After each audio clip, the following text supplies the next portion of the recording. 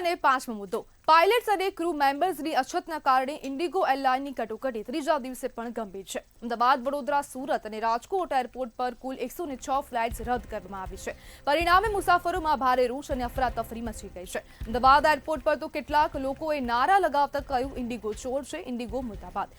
Flight રદ થવાને કારણે કેટલાક મુસાફરોએ હનીમૂનના પ્લાન કેન્સલ કરવા પડ્યા તો કેટલાક વરવધુ પોતાના જ લગ્નના રિસેપ્શનમાં પહોંચી શક્યા નથી।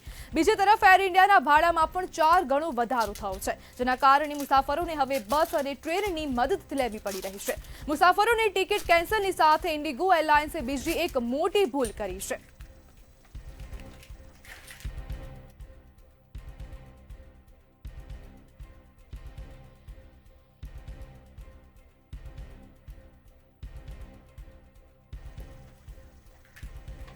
ત્યારે સાથે એરપોર્ટ એક્શન કમિટીના પ્રમુખ સંજય ઇજાવા જોડાઈ ગયા છે। સંજયભાઈ, ઇન્ડિગોની ફ્લાઇટ એક બાદ એક સતત રીતે રદ થઈ રહી છે। છેલ્લા 3 દિવસથી નાગરિકોને ભારે હાલાકી પડી રહી છે, શું કહેશો?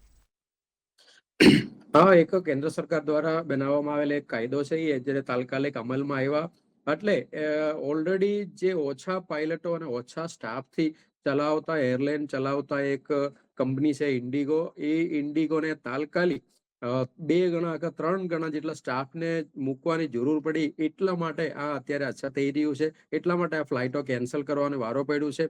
પણ આ મુસાફરો માટે અને અથવા ઇન્ડિયાના અર્થવ્યવસ્થા માટે તો ખૂબ જ ગંભીર બાબત છે।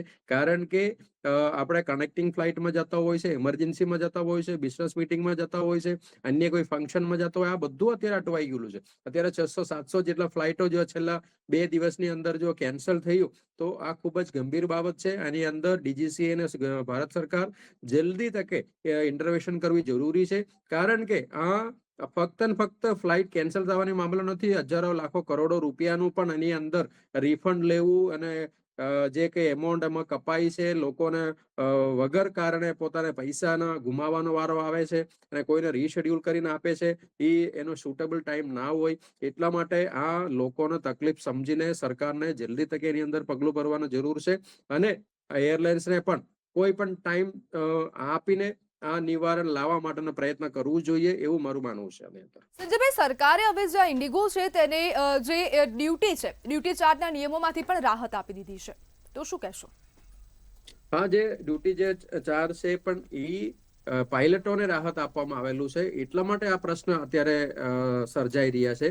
પણ હવે એને એક ટાઈમ પીરિયડ જે કટ ઓફ તારીખ છે એ લંબાવીને એને આપવું જોઈએ। કારણ કે ઓલરેડી ઇન્ડિગો સ્પષ્ટતા આપે છે ફેબ્રુઆરીના અંત સુધીમાં કદાચ આ જે કટોકટી છે એ પૂર્ણ થવાની સંભાવના છે। કારણ કે તાત્કાલિક ધોરણે લોકોને રિક્રુટમેન્ટ કરવું, લોકોને એની અંદર નોકરી આપવું અને એક્સપિરિયન્સ કેન્ડિડેટ લેવા જરૂરી હોય સંજયભાઈ, છે। જે પ્રકારની હવે પરિસ્થિતિ સર્જાઈ રહી છે તો શું હવે ઇન્ડિગોની જે પ્રતિષ્ઠા છે તે ખરડાશે?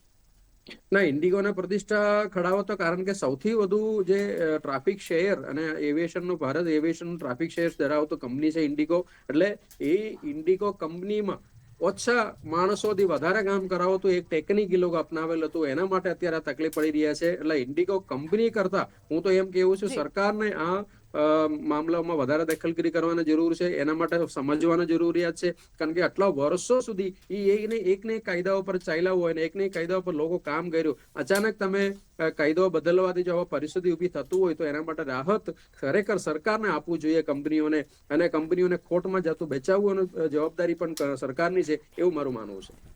જી બિલકુલ સંજયભાઈ, જોડાવા બદલ આપનો આભાર।